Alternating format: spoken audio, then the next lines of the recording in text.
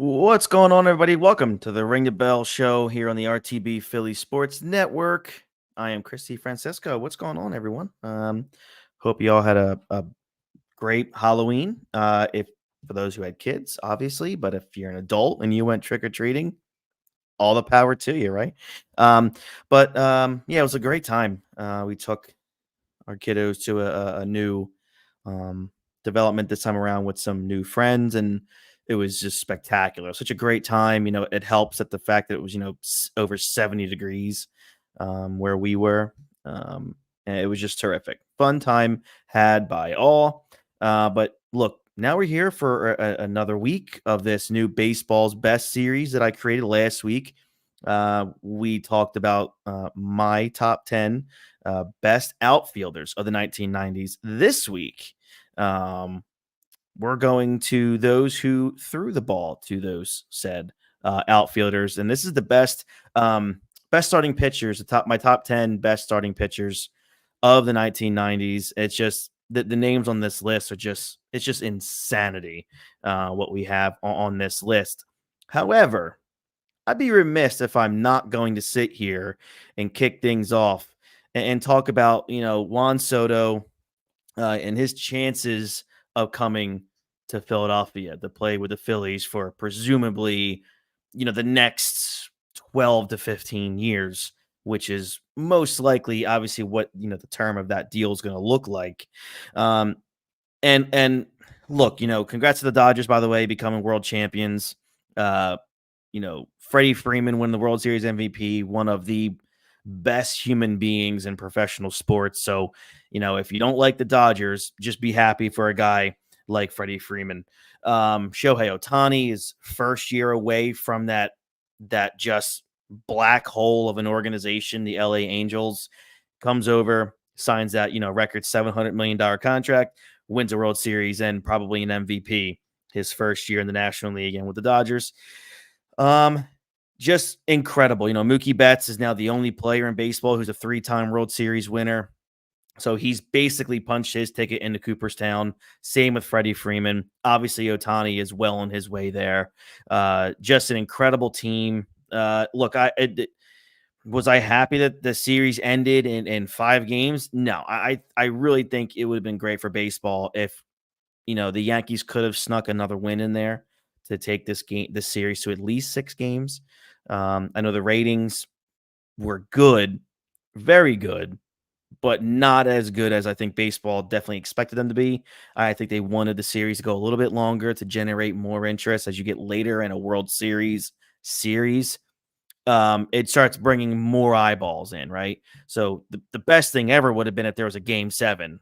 That would have been terrific. That would have been just an epic event for Major League Baseball and the fans. But now that the season's officially over, we've already had some moves. Jorge Soler was already traded. For the love of God, thank you. The Phillies quietly, in the middle of the night, traded Scott Kingery to that black hole of an organization, to the Angels. So, enjoy that. And it's really going to start ramping up, I feel, as we get towards December. The winter meetings are the beginning of December. But the most important thing, that was literally just the number one topic about 3 hours after the World Series ended, was the sweepstakes for Juan Soto. What's the future hold for Juan Soto? Who's he going to play for? What is that contract going to look like? I know a lot of people think you're obviously looking at that $600 million range. The New York Post believes that Soto and Boris, obviously Boris, is looking for that $700 million range. I don't think they're going to get to that at all. They can obviously be hopeful, but I don't care what any kind of stat you throw at me about Juan Soto, he's not Shohei Ohtani. He's not $700 million. 600 million, sure, that's the way the league's heading. He's 26 years old. He's barely touching his prime right now. He's definitely a guy that I can see getting $600 million for sure. I think the Phillies are going to pay him $600 million. Not to give away what I think is going to happen, but we'll get to that. He was very honest after in that post media scrum where he basically said, look, every team's going to have a shot at me.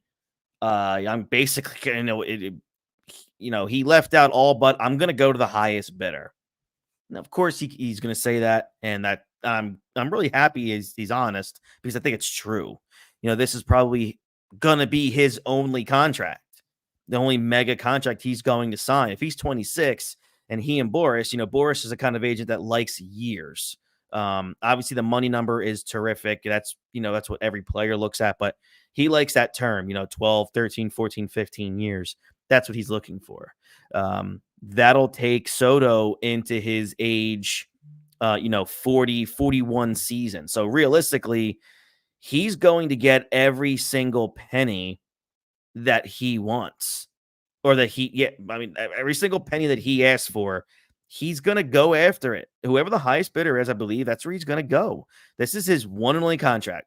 Sometimes players get 2 contracts. Soto's basically banking on 1. I've heard people say that maybe he gets a 5-year contract at, $65-70 million a year. I mean, that puts you into your age 32 season, and then you can test free agency again. A lot can happen in a 4 to 5 year period in pro sports and Major League Baseball. So obviously a guy like Soto, he's not an idiot. Scott Boras is definitely not an idiot. So he's going to look in that 12 to 15 year range in terms of what he's going to look for in a contract. So from what I hear, the New York Post reported that they're looking for $700 million. I don't think he's going to get that. We've already heard that there's already been preliminary talks and offers possibly sent in to the Soto camp from teams like the Mets, even the Phillies. From what I've heard, you've already got, I think there's going to be at least 13 teams in the Juan Soto sweepstakes. That's a lot. I'm assuming by the time we get to the winter meetings, that number will probably be cut in half. I'm hoping we're not looking at a back in the day, Machado, Harper, where we get into, spring training into February and these guys aren't signed yet, or this guy's not signed yet. There's a lot of big time free agents out there. Sometimes it's, who's the first domino to fall? Is it going to be Corbin Burns? Or, I don't know. I'm just throwing some guys I know that to Teoscar Hernandez, Walker Buehler is a free agent. Pete Alonso, those guys, like who's the first guy to fall off that list? And then that might get the ball rolling. I assume by the time we get to those December winter meetings, the first into the second week of December, there's going to be so much news out there to consume regarding Juan Soto. So that's going to be interesting. My opinion is this, who I think he ends up with. So I know a lot of you who have been with us since the beginning or just joined in the last couple months know that I can be quite pessimistic when it comes to the Phillies. I can be optimistic. I can be weirdly optimistic on certain things. This is one of them. I am extremely optimistic that the Phillies have not just a great chance to get Juan Soto. I think you're looking at maybe the final 2 teams. I think it's going to be between the Mets and the Phillies. If you ask me right now, it's going to go down to the Mets and the Phillies for Juan Soto. And why not? 4-time All-Star, a home run derby champion, a World Series champion in 2019 with the Nationals, a 4-time Silver Slugger, a batting title. He's 26. He's got a career on-base percentage of 421, a 285 batting average. He had an incredible season, 128 runs, which led the league, a 7.9 WAR, 157 games, 166 hits, 41 home runs, 109 RBIs, 129 walks. Just really good. I mean, a 419 on base percentage, a 288 batting average. Just terrific. And he had a really good playoffs as well, like really good playoffs this year, with a slash line of 327, 469, and 633 and an OPS of 1100. Just incredible numbers. And the most important part is he just turned 26 a week ago. A week ago, the dude turned 26. So when you throw those kind of numbers out and what he is, what he can be for the next at least 10 years, you're already looking at a Hall of Fame type player. Sometimes I can't stand the guy, and that's well documented. That sometimes I can't stand the dude, but the fact of the matter is, he's a generational player. He's a generational hitter for sure. The dude's just a flat out beast at the plate, especially a guy that can just get on base, just gets on base. Um, I mean, you're talking about he gets on base at about a 420 clip. That's abnormal in today's baseball. So here's how I look at it from the Phillies' point of view. You obviously got the Washington Nationals connection from years ago when Turner, Harper, and Juan Soto were on the same team.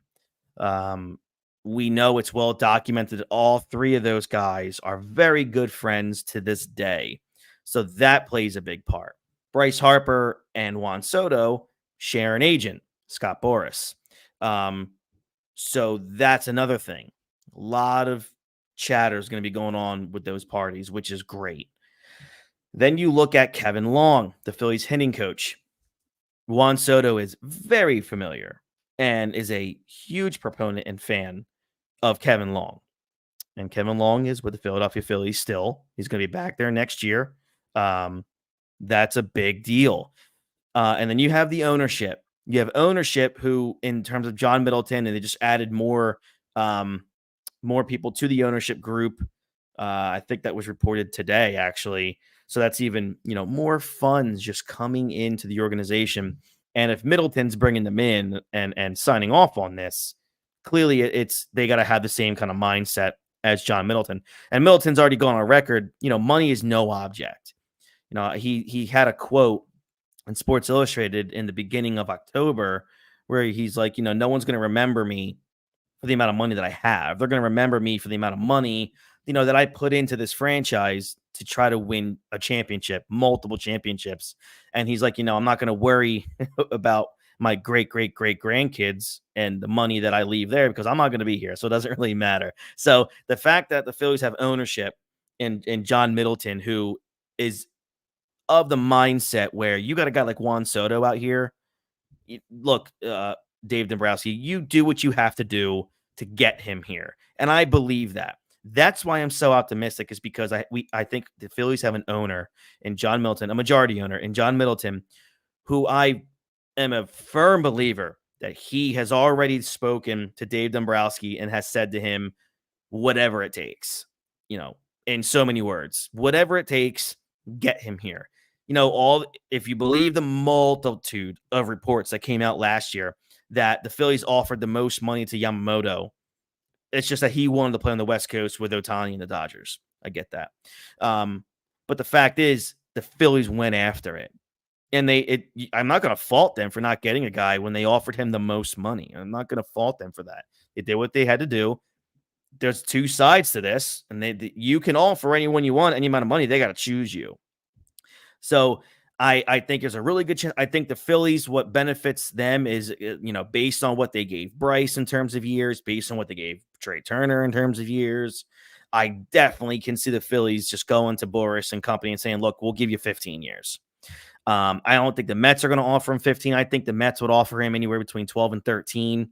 I really do believe the Phillies are going to end up with Juan Soto, and it's going to be a massive, massive contract. I'm looking at that 15-year number, and it's north of probably $610 million. I'm going to probably just come right here and say my prediction is Juan Soto signs with the Phillies at 15 years, $612 million. I'm just going to throw that 612 number out there because it sounds good. So what's that math, right? I got to get the old Apple calculator out here, right? Let's go. We got $612 million. That's incredible. It takes up the whole screen. Divided by 15, that's going to be $40.8 million a year. So if you look at the contract, maybe you go to 650, right? Maybe that annual average is a big deal because we all know Ohtani is going to be making $70 million. I mean, really, he's making $2 million a year because everything is backloaded, right? Everything has been put on the back end and spread out for, years. So let's just say you offer him $650 million for 15 years. then that brings you to a little over 43. It's not going to be 700 million. I'd be stunned if it's 700 million. He, but I know he's saying to the highest bidder. I get it. But if I'm Juan Soto and Scott Boras and I have somebody offering me 10 years at $600 million, and that's 60 million a year, it's terrific. But what about those extra 5 years? I think I would rather take the security of the 15 years of a guaranteed contract, making, anywhere between 40 and $44 million a year. Because if he's not going to go to the West Coast because the taxes out there in California will just destroy his contract.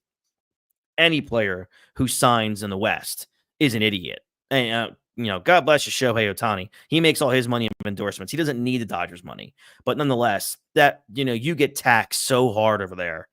So it's clear, obviously, he wants to play on the East Coast. He's made that known before. But I do believe that the Mets are going to go hard. I mean, they're going to go hard at Juan Soto. I think the Yankees are going to make a really good pitch. I wonder if that exit there in the World Series just left a really bad taste in his mouth. But we'll see. I think the Yankees are probably on their way down. I'm actually really shocked they got to where they were. I predicted them to get to the World Series in spring training. I thought they're going to be a lot better than they were.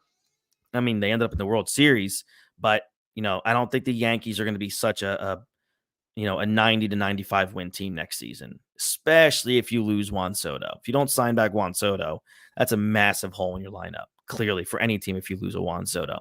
But yeah, so I don't want to spend too much time on this because we're going to be talking all winter, I'm sure, about the Juan Soto sweepstakes. But my final prediction is he signs with the Philadelphia Phillies, 15-year deal, north of $600 million.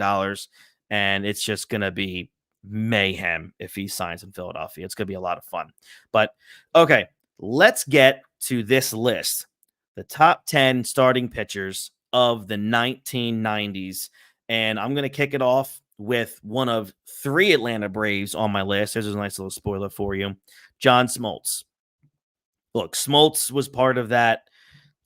I'm not sure we can name a better 3-headed monster in baseball ever off the top of my head than, Maddox, Glavine, and Smoltz, right? Just pure domination. You look at Smoltz's record in the 90s, 143 and 95, a 3.3 ERA, a 1.18 whip, just under 1,900 strikeouts in 2,140 innings, a 40 WAR. His postseason numbers insane: 12-4, 2.75 ERA, a 1.16 whip, and 173 strikeouts and 181 innings pitched, and of course that one World Series. Look, this dude pitched in the shadow of Maddox and Glavine, but he was honestly one of the decade's most dominant pitchers. The only thing that separates Smoltz from the other two is the fact that it took him a little bit longer to reach his peak, which came during that second half of the 90s. If you look at his numbers from 90 to 94, Smoltz went 64 and 57, a 3.6 ERA, and a 15.8 WAR. Then you look at 95 to 99, 79 and 38, 3.04 ERA, a 1.41 ERA plus, and a 24 WAR. So if you look at the cumulative result, it's more than enough to put him in that top 10. To be honest, he knocked out Curt Schilling of my top 10 when I was going over this. I really wanted to put Schilling in my top 10, but I just couldn't. If you look at his best season, it came in 1996 when he went 24-8 with a 2.94 ERA, a 1 whip with 276 strikeouts in 253 innings, and a career high 7.4 WAR, and he won the Cy Young that year, obviously, right? Just an insane pitcher. And then he had, basically a second career as a closing pitcher, as a closer. He was just incredible as a closer. I don't have the amount of saves up here, but yeah, the dude was spectacular. John Smoltz absolutely should be in anyone's top 10 for pitchers in the 90s. So let's go to my number 9. It's Kevin Brown, a guy that just is often forgotten about. So let's kind of look at his numbers in that era. 143 and 98, a 3.25 ERA, a 1.2 whip, 1,581 strikeouts, a 48 WAR, and over 2,200 innings pitched. Won a World Series with those 97 Florida Marlins. He was a really good starter for the first half of that decade when he pitched for the Rangers and the Baltimore Orioles. And then he took his game to a completely different level when he signed that 3-year, $12.5 million deal with the Florida Marlins just prior to that 96 season. So let's just look at that 3-year stretch between 96 and 98, which a strong case can be made that in that stretch, he was the best pitcher in baseball. In 96 with Florida, 17 and 11, a 1.89 ERA, a .9 whip, 159 strikeouts in 233 innings pitched, an 8 WAR. In 97 with Florida, the World Series year, 16 and 8, a 2.69 ERA, a 1.18 whip, 237 innings pitched, and another 7 WAR season. Then 1998, his first season with the San Diego Padres, 18 and 7, 2.38 ERA, a 1.07 whip, 257 strikeouts in as many innings, and an 8.6 WAR. Now, listen, that's a 23.5 WAR during that 3-year stretch. And he trailed only Roger Clemens and only Barry Bonds and Ken Griffey Jr. and A-Rod were higher WAR players on the positional side. That's insane how vital Kevin Brown was to his teams in that 3-year span. He did pitch for the Marlins in that World Series in 1997. Then he went back to the World Series in 98 with the Padres when Florida traded him as that massive fire sale, where in return, the Marlins got Derek Lee, who was a really good player in his own right. Brown parlayed that performance and becoming baseball's first, I remember this day like it was yesterday, becoming that first $100 million man when he signed a 7-year, $105 million contract with the LA Dodgers prior to that 1999 season. So, yeah, Kevin Brown, I think, is a guy that is often forgotten about in those top 10s in terms of pitchers of the 90s. But in my opinion, when I was making this list, it's weird. When I'm making this list of the best pitchers of the 90s, oddly, Kevin Brown was like the first name that popped into my head. And don't ask me why. It's just that's, like the Billy Joel song. Don't ask me why. I have no idea. Let's go to my number 8. Another guy who I think I don't hear people mention his name a lot, but Kevin Appier. Kevin Appier was a stud. I mean, a stud. So let's go down to Kevin Appier here. A lot of people had him, and I looked around to see where people listed Kevin Appier. A lot of people had him in their top 6. So, I felt weird putting him at number 8 because I saw a lot of people enjoyed the pitching of Kevin Appier. So let's go over Appier's numbers here for the decade: 120 and 90, a 3.47 ERA, 1,495 strikeouts in 867 innings, and a WAR of 47.6. I firmly believe he's one of the most underrated pitchers of that decade. But that's going to happen when you, in the 90s now, let's just remember the decade that we're in and the teams that some of these guys played for. Kevin Appier was an ace with the Kansas City Royals, who posted just 2 winning seasons and 0 playoff appearances during the decade. So, you want to talk about a guy flying under the radar, that'll do it to you.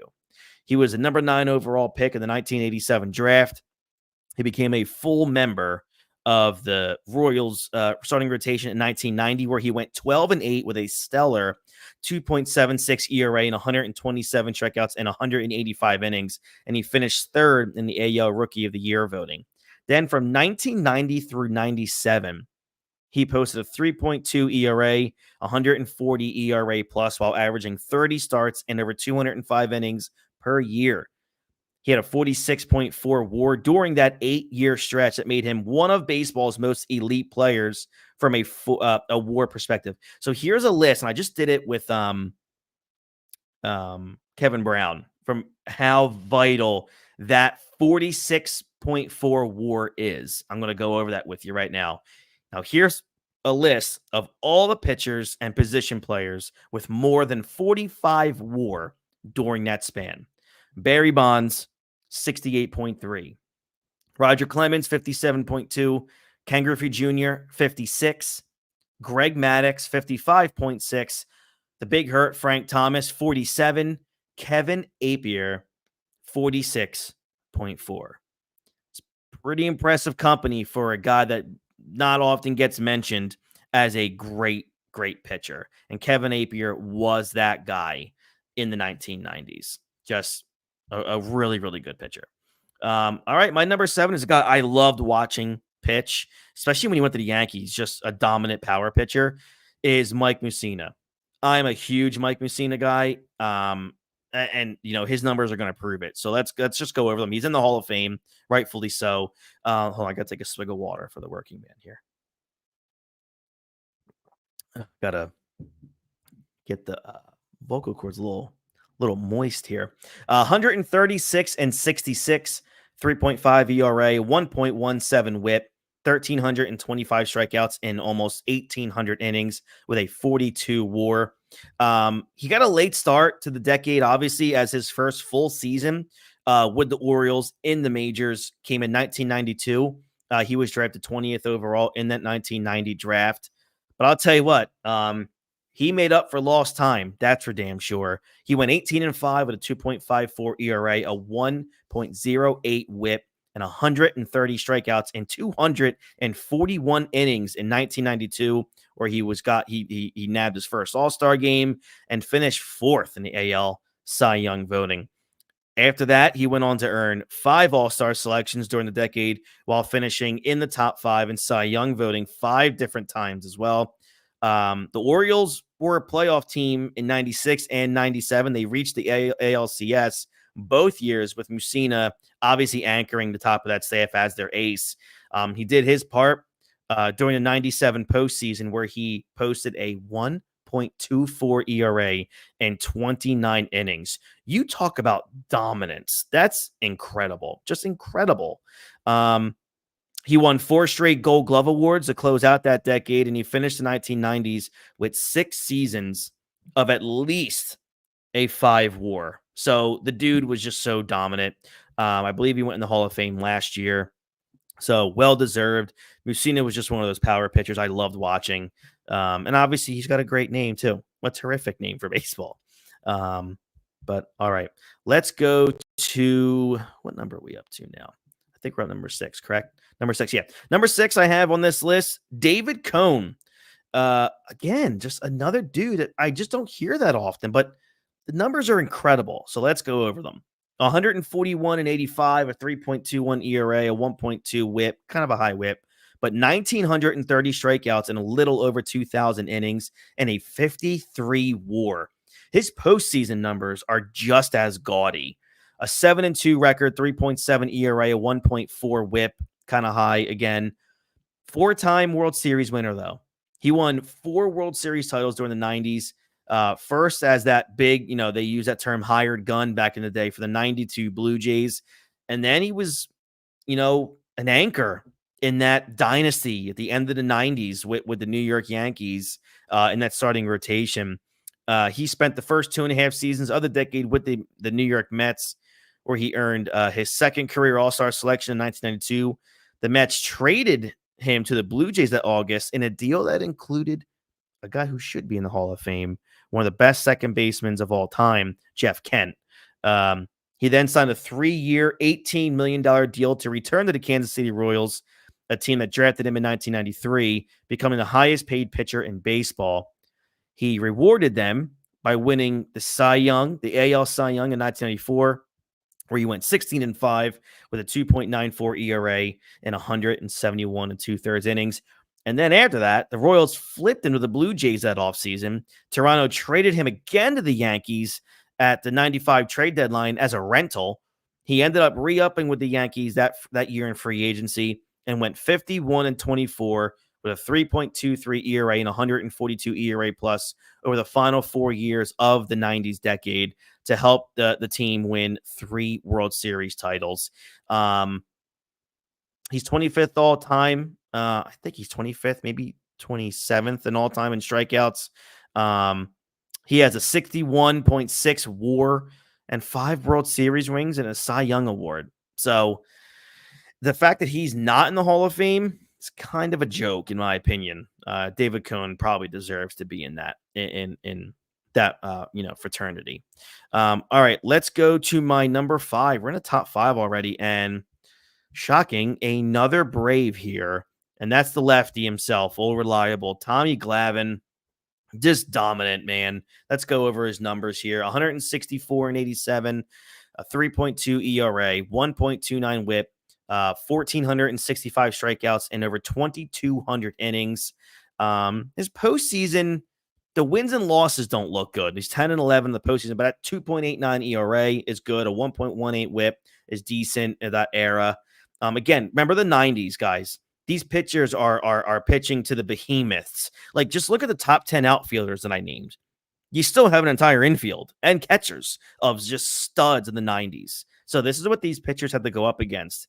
But if you look at this overall, Glavine ranks second behind Greg Maddux in wins and innings pitched during the 1990s, while earning the opening day start for the Braves in 90, 92, and 99. He was a 6-time All-Star during the decade. He won a pair of Cy Youngs. He also finished top 3 in balloting 3 other times, probably, behind the guy ahead of him in his rotation.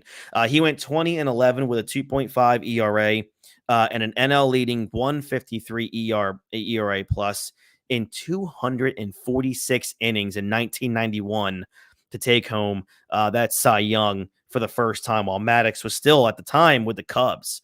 And then he won again in 1998 when he was 20 and 6 with a 2.47 ERA in 230 innings.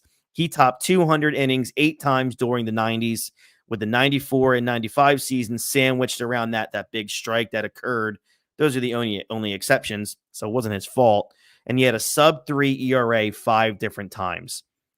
He did get into the Hall of Fame in 2014. The first year on the ballot with I think 92% of the vote. I mean, just awesome. He's a 300-game winner, 3,000 strikeouts. I think 3,000 strikeouts, right? Let me look that up here while I'm talking to you guys. I'm pretty sure. No, I'm sorry, 2,600 strikeouts. But, he did win 305 games with an over 80 WAR as a pitcher. So not too shabby there for Mr. Glavine. So now we're going to go into my top 4. And I have them all listed here as either they're just their first name or their nickname, because it's just that damn dominant and that great. Here's a guy that I wanted to put number 1. I mean, it's my list. I could have, but that would have been stupid, because he's my favorite pitcher I've ever watched in my entire life. I mean, I'll still watch, highlights of him pitch. And that is the man that I just simply call Pedro. The most dominant dude I've ever seen. 107 and 50, a 2.83 ERA, a 1.07 whip, 1,535 strikeouts in 1,360 innings. His postseason of that era, 3-0, a 1.13 ERA, a 0.7 whip, 31 strikeouts in 24 innings. Just a balls to the wall strikeout power machine on the mound was Pedro Martinez. He was electric as a reliever with the Dodgers when he first came up. He posted a 2.61 ERA with 2 saves and 14 holds with 119 strikeouts in 107 innings in 1993 when he was 21. And then the Expos, as stupid as they are as an organization, hence why they no longer exist, they traded him. The Dodgers traded him to the Montreal Expos. I'm sorry, when the Expos let him go after those 3 years. That's what I meant. The Dodgers was not smart to trade him to the Expos that offseason. They traded him for Delino DeShields, who had an okay career, but it's still got to be one of the worst trades in baseball history if you look back at it, obviously. His first 3 seasons with the Expos, he did post a 3.56 ERA, 538 strikeouts in 556 innings. He got his first All-Star selection in 1996. Those are good numbers, but they were in no way indicative of the dominance that we were about to see. The final 3 years of the decade marked the beginning of probably the most impressive stretch by any pitcher ever. 1997, 17-8, 1.9 ERA, 2.19 ERA plus. It'll get better than that. A .93 whip. He had 305 strikeouts in 241 innings while posting a 9 WAR. 1998 now, 19-7, a horrible 2.89 ERA, a 163 ERA plus, a 1.09 whip, 251 strikeouts in 233 innings, and a 7.3 WAR. 1999, dear Lord, 23-4, a 2.07 ERA, 243 ERA plus, 0.93 whip, 313 strikeouts in 213 innings with a 10 WAR. My God. He won the NL Cy Young Award in 97.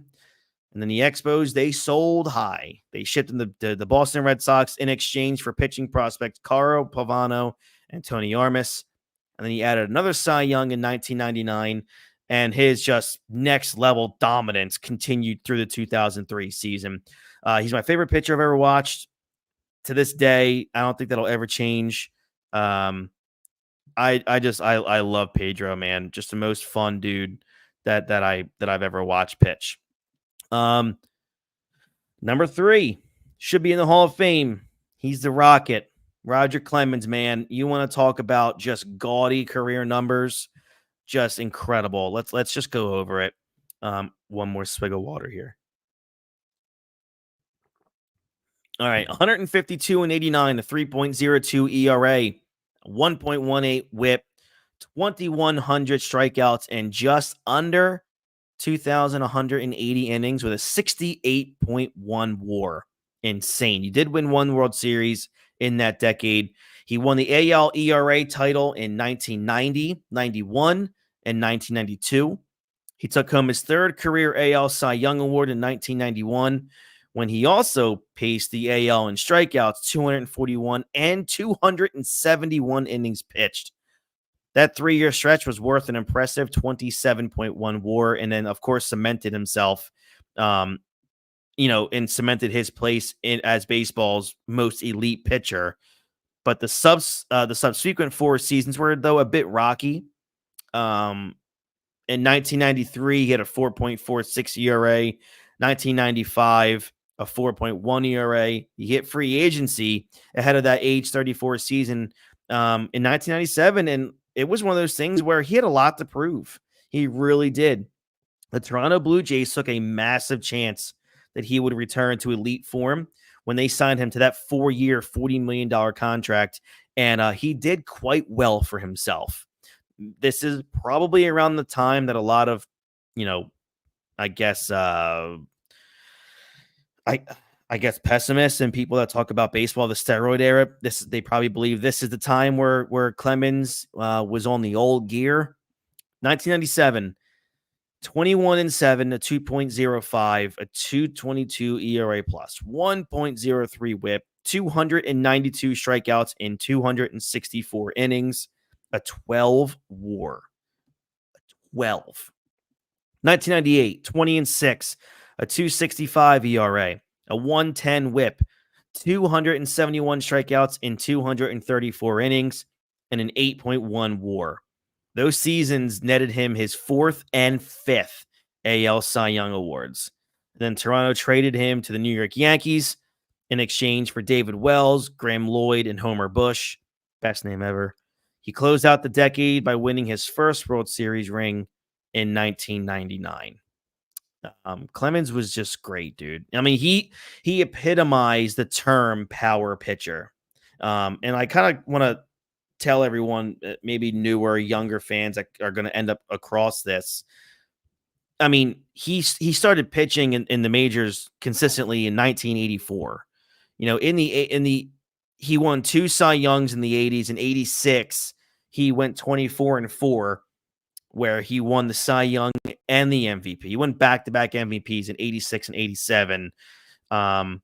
he was, I mean, his late 80s were so dominant. And then he got into the 90s, where, of course, the late 90s, he struggled a little bit. I mean, there was one season he had with the Houston Astros in 2005 where he went 13-8, had a 1.87 ERA. I mean, he was 42 years old at the time. But again, just one of the greatest pitchers of all time. 354 career wins, 4,672 strikeouts. Just an insane numbers. So he makes my top 3. So he should be happy about that. Number 2, the big unit. The unit, man. Randy Johnson, that 6'10" lefty. My God, could throw a 100-mile-per-hour fastball and a 98-mile-per-hour sweeping slider. Just terrifying. And one of the most fiercest competitors that's ever been on the baseball field. Let's go over some numbers here and some stats. 150 and 75, a 3.14 ERA, a 120 whip, 2,540 strikeouts in 2,063 innings. He began the 90s by leading the AL in walks for 3 straight seasons, which is crazy. And then 1993, something just clicked. He went 19-8 with a 3.24 ERA and 308 strikeouts in 255 innings. And he trimmed that walk rate down to a more manageable, 3.5 walks per 9, which isn't great. He finished second in the AL Cy Young voting that season and ascended, obviously, to becoming just a tippy-top ace in Major League Baseball. His peak came with the Mariners in 1995. That was that magical year with the Mariners. 18-2, led the AL in ERA 2.48, a 193 ERA plus, a whip of 1.05, and 294 strikeouts. And he got to take home that AL Cy Young award. That marked the 4th consecutive season he led the AL in strikeouts. Injuries obviously derailed him in 96. But in 1997, he was back with a vengeance. He went 20-4 with a 2.28 ERA and 291 strikeouts in 213 innings. Insane season. What a comeback there. That ended up being his final full season in Seattle. The Mariners ended up trading him to the Houston Astros the following season, where he went 10-1 with a 1.28 ERA and 11 starts with Houston post-trade. Nuts. And then it really got good. And then when you think it can't get any better, then here comes the Arizona Diamondbacks era. He joins the Diamondbacks in free agency prior to that 99 season, and he kicked off a run of 4 straight NL Cy Youngs by going 17-9, leading the NL in ERA, strikeouts, innings pitched, complete games. His peak stretched 2 different decades. So if we go from 99 through 2002, that's 4 straight Cy Youngs. He would be probably a really strong case to be the best pitcher in the world.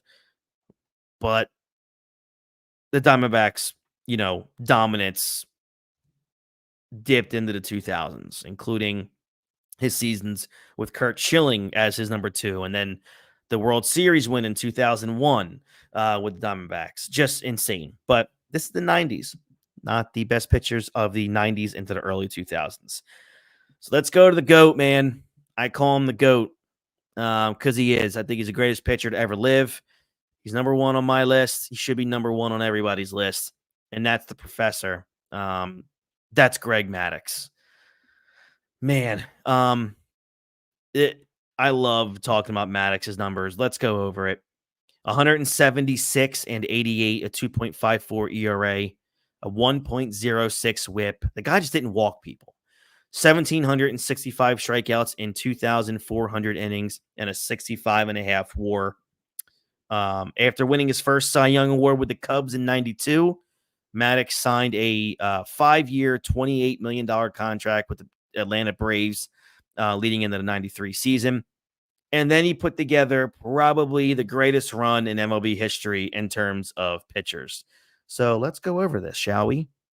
1993, 20-10, 2.36 ERA, 1.05 whip. 94, 16-6, 1.56 ERA, a .9 whip. 95, 19-2, 1.63 ERA, .81 whip. 96, 15-11, a horrible 2.72 ERA, 1.03 whip. 97, 19-4, 2.20 ERA, a .95 whip. 1998, 18-9, a 2.22 ERA, a .98 whip. So if you tally all those years up, and that's 93 through 98, he went 107-42 with a 2.15 ERA and 195 ERA plus with a .96 whip in 1,407 innings. He won 3 more Cy Young Awards, 4 more ERA titles. His 94 and 95 ERA plus rank 4th and 5th on the all-time single season list, respectively. Even at the end of the run, when his ERA shot up to 3.57, he still went 19-9. Again, he did it all while posting a 6.6 strikeout per 9 rate. He was just incredible. He was he didn't throw 95, he didn't throw 96, he didn't throw 97, he didn't throw 100 like Randy Johnson's and the Pedros, but he would outthink you rather than overpower you. He was a professor. He was a surgeon at the highest level. There's a video that's been going viral from a baseball perspective where it's Barry Bonds looking at an at-bat that he had with Greg Maddux. One side you have Bonds talking about that at-bat, and the other side you have Greg Maddux talking about how he approached Barry Bonds. It's just brilliant. And it shows how just one of a kind.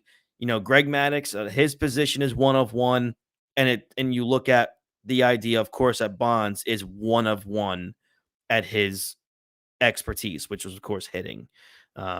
So going over my top 10 here again in ascending order, descending, I'm sorry. John Smoltz, Kevin Brown, Kevin Appier, Mike Mussina, David Cone, Tom Glavine, Pedro Martinez, Roger Clemens, Randy Johnson, and Greg Maddux. Those are my top 10 best baseball's best starting pitchers of the 1990s. So thank you very much to everybody who tuned in and those in the beginning. Whatever you think about Juan Soto, where he's going to go, let me know. If you're watching on YouTube, leave a comment. If you're watching this on Facebook, leave a comment. If you are watching us on YouTube, please like this video, subscribe to the channel, and ring that bell for notifications on when we're going to go live again. I'm sure this weekend we're going to have an Eagles post-game show at some point, a pre-game show, I'm assuming as well. I'm not sure what the boys have planned for you there, but and I'll be back here next week. I think I'm going to do the top 5 best first basemen of the 1990s. That's going to be fun. Looking forward to doing that. Once I get them the 90s, we'll move into the 2000s, from 2000 to 2009. So we'll get into that after we wrap up the 90s. So yeah, next week, the top 5 best first basemen of the 1990s. Looking forward to that. All right, everybody, thank you so much for watching. And if you are going to watch, I appreciate it. Again, like, subscribe, and ring that bell for notifications if you're watching us on YouTube. Head over to SeatGeek.com right now and use our code Ring the Bell for $20 off your very first ticket purchase. I hope everybody has a great rest of their week. It's November. Can't believe it. Friday, November 1st. Unbelievable. We're already here. Already time for Christmas. For me, anyway, in our home. But all right, everybody, have a good one. I'll catch you guys down the road. Be safe. Take care. Bye.